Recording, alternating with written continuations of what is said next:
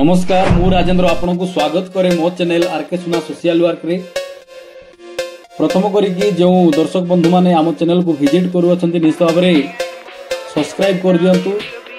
जेते बेले जेउ समय रे हुना काहे कि आम माने वीडियो अपलोड करिवु आपण मानन को पाकरे नोटिफिकेशन जीवो आ सर्वप्रथम आपण माने वीडियो देखि पारिबे। तो दर्शक बंधु आज आपण मानन को पई नै कि आसी एक खेल खबर जा वर्तमान 22 जणिया टीम संतोष ट्रॉफी खेलवा पई ओडिसा रु जाइछंती।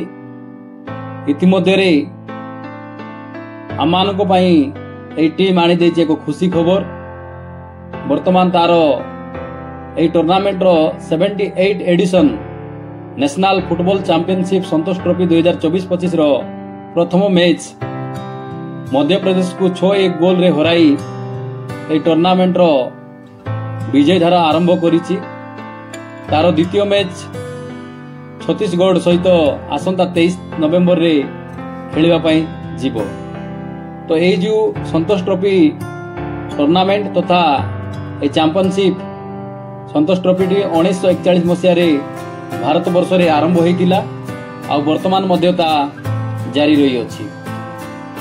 आजिकार ए मैच रे बहुत सुंदर चमत्कार खेल देखिबा को मिलिछि ओडिशा टीम द्वारा।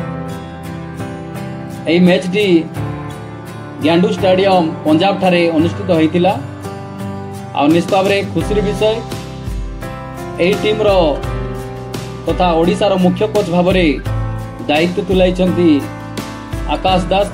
बहुत सुंदर शानदार जबरदस्त तांकर से दायित्व निश्चित भाव में देखा मन छुआ करथिला।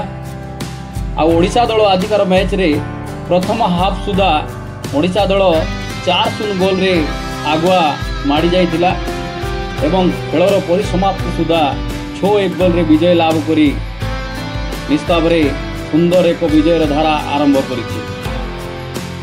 आ वर्तमान मु आपण मानकु कहबा पई चाहे आजिकार ए मैच रे आम ओडिशा दल रो आरविन लोकेर रसन जीतू मोदली कार्तिक हंताल एपरी राहुल मुखी एमाने बहुत सुंदर भाव में स्कोर करिवारे सफल होइतिले।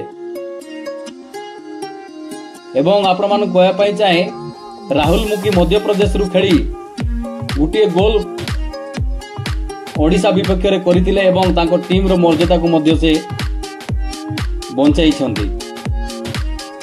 मु कहबा पई चाहे समस्त ऑडियंस तथा दर्शक बंधु मानकु एई जो नेशनल चैंपियनशिप संतोष ट्रॉफी 2024-25 रे 22 जणिया स्क्वाड वर्तमान जाइछंती। ता मध्यरु आजिकार जो आम मानकर बेस्ट 11 थिला ता आपण मानकु कहबा पई चाहे महेश हंसोदा विशाल टीगा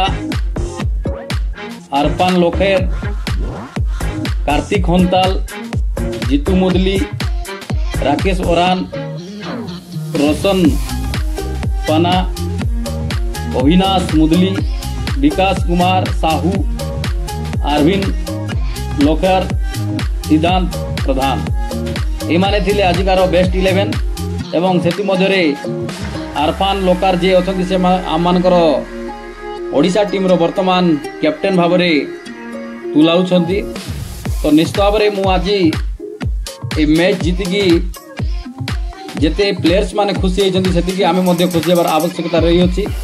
जेहेतु खेलर शेष सुधा 6-1 गोल रे बड़ टीम मध्य प्रदेश को परास्त करिवारे सफल होइछि। तो मु आशा करे आसंता 23 तारिख रे जो मैच टी छत्तीसगढ़ सहित हेबाकु जिबा मैच रे जेपरी सफल करिवे आमाने ता अपेक्षा रहिला। जदि प्रियर जेते मध्य आमानकर फुटबॉल प्रेमी बंधु माने अछंती निश्चित भाव में ए खेलाड़ी मानक पई गुटे लाइक आ को खेलाड़ी मानकर खेल आपण मानक बहुत पसंद लागे तांको पई गुटे कमेंट करि दियंतु जेपरी से माने ए वीडियो जदि देखिबे तो निश्चित भाव में इंटरेस्टेड है कि आउ भलो खेलिबा पई चेष्टा करिवो। तो दर्शक बंधु माने निश्चित भाव में किछिटा नॉलेजेबल वीडियो आपण मानक देई अछि। ए वीडियो द्वारा किछि आपण माने जानि पारथिबे आजिकार ए मैच विषय रे। तो आशा करू अछि जदि आपण माने एपरी खेल संबंधी वीडियो जाको देखिबा पई चाहउछंती तो निश्चित भाव में आम चैनल को सब्सक्राइब करंतु लाइक करंतु कमेंट करंतु जेपरि आमनकर इंटरेस्ट बढ़ी जीवो आ नुआ नुआ वीडियो आनिबारे। तो दर्शक बंधु रहिली वंदे मातरम।